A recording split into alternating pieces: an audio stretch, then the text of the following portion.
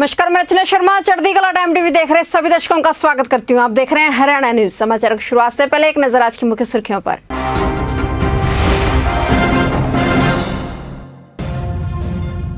हरियाणा में एक दिन में मिले 2024 नए मरीज, 18 की हुई मौत।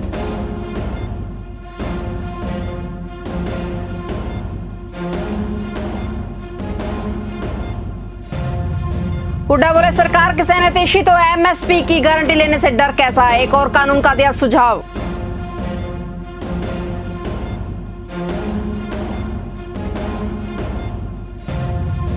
कृषि मंत्री जेपी दलाल ने कांग्रेस पर साधा निशाना, कहा कांग्रेस एक बुझती हुई लो।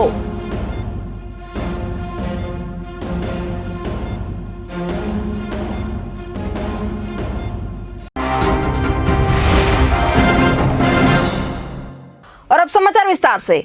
प्रदेश में संक्रमण जहां अब घटने लगा है, वहीं 1 लाख से ज्यादा लोगों ने महामारी से जंग भी जीत ली है। 1 लाख से ज्यादा लोगों के ठीक होने वाले राज्यों में हरियाणा 15वां प्रदेश बन गया है। राहत की बात यह है कि रिकवरी दर 10 दिन में भी करीब 6% बढ़ गई है। रिकवरी दर में हरियाणा देश में 10वें नंबर पर पहुंच गया है। अच्छी बात यह है कि 24 घंटे में 2743 मरीज ठीक होकर घर लौटे हैं। हालांकि प्रदेश में एक दिन में 2024 नए केस मिलने के बाद मरीजों की संख्या 1,20,578 हो गई है। 24 घंटे में 18 मरीजों की मौत के बाद हरियाणा में मृतकों की संख्या 1,273 हो गई। अभी 18,032 एक्टिव केस हैं।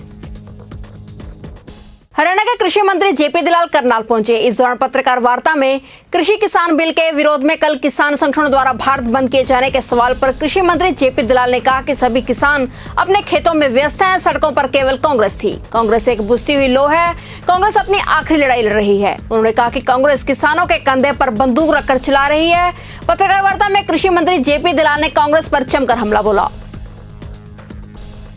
देखिए, किसान जो है, आप कहीं भी जाके देखिए, खेतों के अंदर व्यस्त हैं। धान की कटाई का व्यस्त है, कपास की चुगाई का है, बाजरा निकालने का है।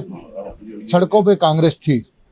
कांग्रेस एक बुझती हुई लो है, आखिरी लड़ाई लड़ रही है, किसान के कंधे पे बंदूक रख के चला रही है। और कांग्रेस ने हमेशा ही बिचौलियों का साथ दिया है।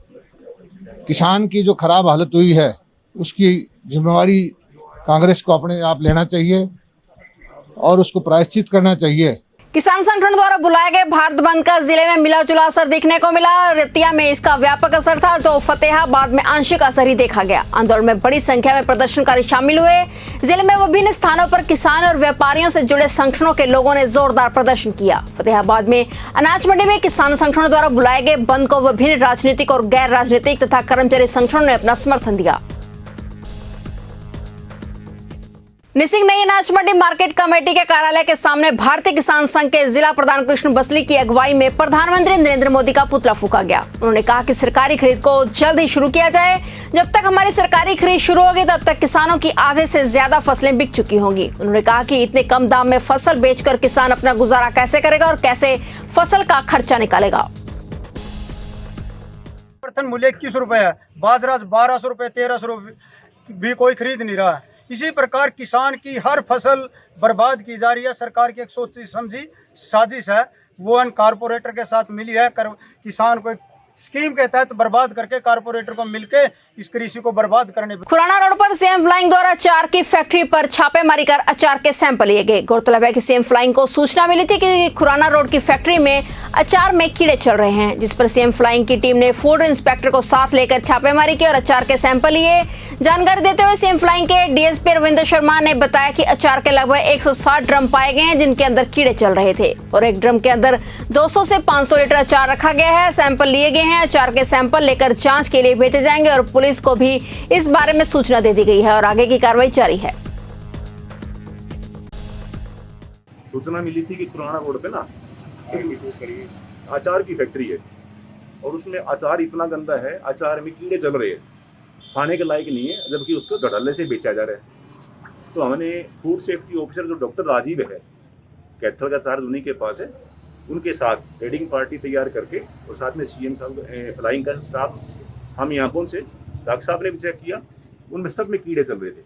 आप भी देख सकते हो ऊपर जो उसको क्या बोलते हैं, सर कितनी मात्रा में मिला है ये अचार? क्वांटिटी तो 160 ग्राम के करीब है डॉक्टर साहब। उनमें से एक जैसे आचार है किसी चीज का 4 सैंपल दिए जा रहे हैं। हाँ, डबल सैंपल दिए जा रहे हैं। अब वो लेबोरेटरी में भेजेंगे। हरियाणा की मंडियों में सरकारी खरीद में देरी को लेकर किसानों में सरकार के प्रति रोष व्याप्त है। उत्तर प्रदेश से करनाल हरियाणा की मंडी में फसल लेकर आए किसानों का कहना है कि अध्यादेश के बाद हरियाणा की मंडियों के हालात भी उत्तर प्रदेश की तरह होने वाले हैं। उन्होंने कहा कि अब हरियाणा में भी खरीदार न होने से वे पिछले 2 दिनों से मंडी में पड़े हुए हैं, लेकिन उनकी फसल को खरीदने वाला कोई नहीं है।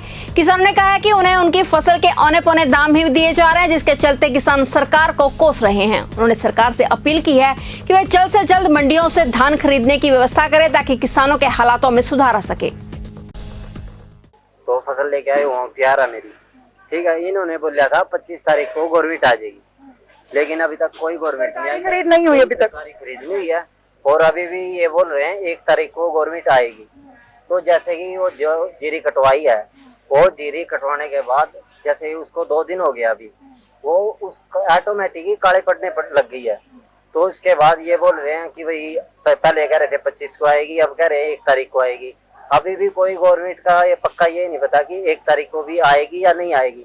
ये तो सिर्फ और सिर्फ जमींदार को उलझाया जा रहा है एक किस्म से। हरियाणा विधानसभा में विपक्ष के नेता एवं 2 बार मुख्यमंत्री रह चुके भूपेंद्र सिंह हुड्डा ने सरकार पर मंडी व्यवस्था खत्म करने और मंडी से बाहर किसानों को फसलों का न्यूनतम समर्थन मूल्य नहीं मिलने की आशंका जाहिर की है। हुड्डा ने कहा है कि सरकार बार बार किसानों को मंडियों में एमएसपी देने का भरोसा तो दिला रही है, लेकिन इस बात को कानून के जरिए क्यों सुनिश्चित नहीं करती कि यदि किसान मंडी से बाहर कहीं फसल बेचेगा तो उसकी फसल एमएसपी में कम रेट पर नहीं बिकेगी।